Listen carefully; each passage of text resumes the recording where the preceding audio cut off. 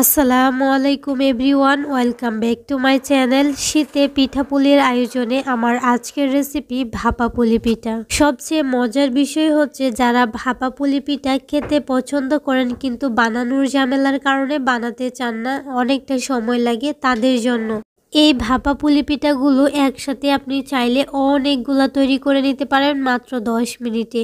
তো আমি একদম সহজ রেসিপিতে শেয়ার করার চেষ্টা করছি। আশা করছি আপনাদের কাছে অনেক বেশি ভালো লাগবে, সেই সাথে সহজও লাগবে ইনশাআল্লাহ।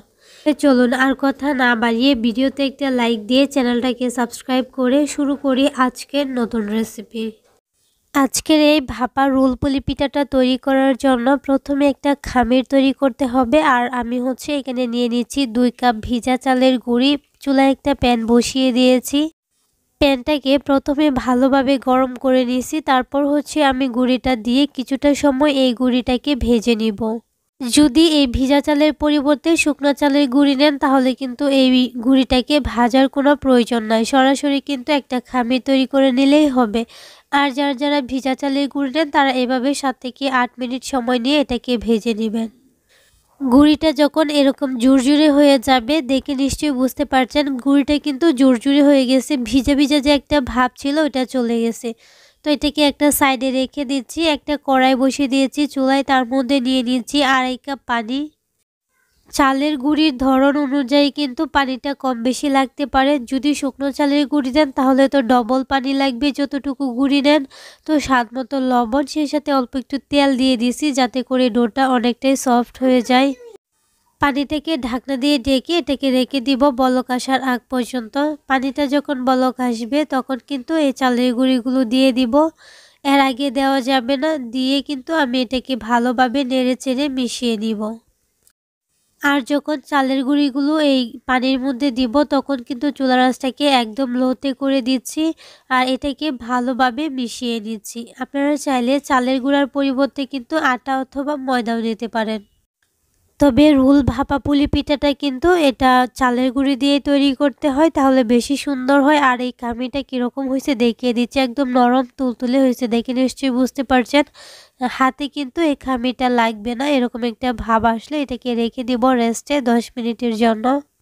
এটাকে আমি ঢেকে 10 মিনিটের জন্য একটা সাইডে রেখে দিচ্ছি। এখন ভিতরের খামিটা রেডি করে নিব। নারকেলের পুরটা 1 কাপ দিয়েছি, কোরানো নারকেল 1 কাপ কোরানো নারকেলের সাথে আমি এখানে 1 কাপ নিয়ে নিচ্ছি গুড়। এখানে আমি আখের গুড়টা নিয়েছি, এটাকে গ্রেট করে নিয়েছি। আপনারা চাইলে টুকরো টুকরো করেও দিতে পারেন। গুড়টা আপনারা নিজেদের পছন্দ মতো দিতে পারেন, আবার গুড়ের পরিবর্তে এখানে চিনিটাও দিতে পারেন। মিষ্টিটা কিন্তু নিজেদের পছন্দ মতো দেওয়াটাই ভালো। ফ্লেভারের জন্য এলাচ আর তেজপাতা দিয়ে দিচ্ছি। আমি কিন্তু একদম সঠিক মেজারমেন্টটা কিন্তু স্ক্রিনে আমি লিখে দিব, আপনারা দেখে বুঝে নেবেন। এখন এটাকে লো আছে এটাকে রান্না করে নিব। এই নারকেলের পুরটা হতে কিন্তু 3 থেকে 4 মিনিটের মতো সময় লাগবে। একদম নারকেল থেকে যে পানিটা উঠবে এটা কিন্তু শুকিয়ে নিতে হবে। যখন দেখবেন এই পুরটা একদম আটা আটা একটা ভাব আসছে তখনই কিন্তু এটাকে নামিয়ে নিতে হবে।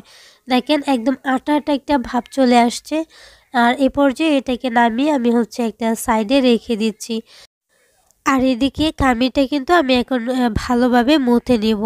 তো দেখেন এটা কিন্তু ঠান্ডা হয়ে গেছে, এমন ঠান্ডা হয়েছে যে হাত দিয়ে স্পর্শ করা যায়, মানে হালকা কুসুম গরম আছে আর কি এরকম। আবার একদম ঠান্ডা হয়ে গেলে কিন্তু এটাকে ময়ান দিতে পারবেন না, অনেকটাই শক্ত হয়ে যাবে। তো এটাকে খুব ভালোভাবে আমি ময়ান দিয়ে নিছি। আর এটা একদম নরমও না আবার এত বেশি শক্তও না, এরকম হবে আর কি। চালের রুটি তৈরি করার জন্য যেরকম ডোটা তৈরি করি ঠিক সেরকমই হবে। তো অর্ধেকটা নিয়ে ভালোভাবে এটাকে ময়ান দিয়ে নিচ্ছি। ময়ানটা দেওয়া হয়ে গেলে একটা রুটি তৈরি করে নিব। তবে এই রুটিটা কিন্তু আমরা যে নর্মাল চালের আটার রুটি খাই সেরকম হবে না, এটা কিন্তু একটু মোটা টাইপের একটা রুটি হবে, সেই সাথে অনেকটা বড় সাইজের একটা রুটি তৈরি করব। এই রোল ভাপা পুলি পিঠাগুলো কিন্তু যে কেউ বানিয়ে নিতে পারবেন, রুটি বানিয়ে কিন্তু এগুলা বানাতে হয়। আর যদি ভাপা পুলি পিঠা আপনি বানাতে চান, পিঠার শেপটা কিন্তু ঠিক মতো অনেকেই আনতে পারে না, আসে না। তো চাইলে কিন্তু এই ভাপা পুলি পিঠাটা বানাতে পারেন, এটা খুবই সহজ, একদম সহজ। পিঠাটা দেখে নিশ্চয়ই বুঝতে পারছেন মোটামুটি মোটা একটা রুটি তৈরি করছি। এখন একটা নাইফ দিয়ে এটাকে স্কোয়ার শেপ করে নিচ্ছি। চাইলে কিন্তু রোলটা করেও কেটে নেওয়া যায়, তবে আমি প্রথমেই কেটে নিচ্ছি। আর এখন হচ্ছে মাঝখানে এটার পুরটা দিয়ে দিচ্ছি, যে নারকেলের পুরটা আগে থেকে আমি রেডি করছি ওটা দিয়ে দিচ্ছি। সেই সাথে আপনাদেরকে একটা রিকোয়েস্ট করছি, যারা আমার চ্যানেলে আজকে নতুন আছেন, যদি আমার রেসিপিগুলো আপনাদের কাছে একটু ভালো লেগে থাকে please please like comment share করে দিতে ভুলবেন না। আর হ্যাঁ, এরকম নতুন নতুন পিঠার রেসিপি পেতে আমার চ্যানেলটাকে সাবস্ক্রাইব করে পাশে থাকা বেল আইকনটা অন করে রাখেন, তাহলে কিন্তু আমি কোনো রেসিপি আপলোড দেওয়ার সাথে সাথে আপনার কাছে নোটিফিকেশন পৌঁছে যাবে। পুরোটা কিন্তু ঠিক মাঝখানে দিয়ে দিয়েছি। আর এখন হচ্ছে এটাকে রোল করে নিব। এটা খুবই ইজি, এটা আসলে বলে বোঝানোর মতো কিছু না, এটা যে কেউ দেখে বুঝে নিতে পারবেন। আর দেখেন ভিতরের লেয়ারটা কিন্তু খুব সুন্দর হয়েছে। আর এখন হচ্ছে এই সাইডটা কিন্তু আমি একদম চাপ দিয়ে রুটিটার সাথে লাগিয়ে নিছি। দেখেন খুব সুন্দরভাবে কিন্তু আমি রোলগুলা তৈরি করে নিছি। আমি যতটুকু নারকেলের পুর রেডি করছি এটা দিয়ে কিন্তু 2টা রোল হয়েছে, একদম সুন্দরভাবে ঠিকঠাক হয়েছে। এখন চুলায় একটা পাতিলে আমি কিন্তু পানি বসিয়েছি, আর উপরে একটা স্টিলের যে চাকনিগুলো আছে এটা দিয়ে দিছি। আর এর উপরেই হচ্ছে আমি এই রোলগুলা দিছি। তবে এখানে আমি একটা ভুল করছি, এটা হচ্ছে যে এই চাকনিটার মধ্যে কিন্তু একটু তেল ব্রাশ করে নেওয়ার দরকার ছিল, যার কারণে হচ্ছে আমার এই পিঠাগুলো উল্টাতে একটু অসুবিধা হয়েছে। তো প্রায় 7 থেকে 8 মিনিটের মতো কিন্তু আমি এটাকে সিদ্ধ করে নিয়েছি। যদি আপনারা একটু মোটা করেন 10 মিনিট লাগলো, এর উপরে কিন্তু একদমই লাগবে না। আর এই রোলগুলা কিন্তু ঠান্ডা হওয়ার পর কেটে নিতে হবে, না হলে কিন্তু লেয়ারগুলা ভালোভাবে বোঝা যাবে না। আর পিঠাগুলো দেখে নিশ্চয়ই বুঝতে পারছেন কতটা সুন্দর হয়েছে, মাশাআল্লাহ মাশাআল্লাহ। শীতে পিঠাপুলির আয়োজনে একদম সহজ আর মজাদার একটা রোল পুলি পিঠার রেসিপি শেয়ার করার চেষ্টা করেছি। আশা করছি আপনাদের কাছে খুবই ভালো লেগেছে, সেই সাথে সহজও লেগেছে। ভালো লাগলে আবারও বলছি প্লিজ লাইক কমেন্ট শেয়ার করে দিতে কিন্তু ভুলবেন না। আর পিঠাটা দেখেন এত বেশি সুন্দর হয়েছে, মাশাআল্লাহ।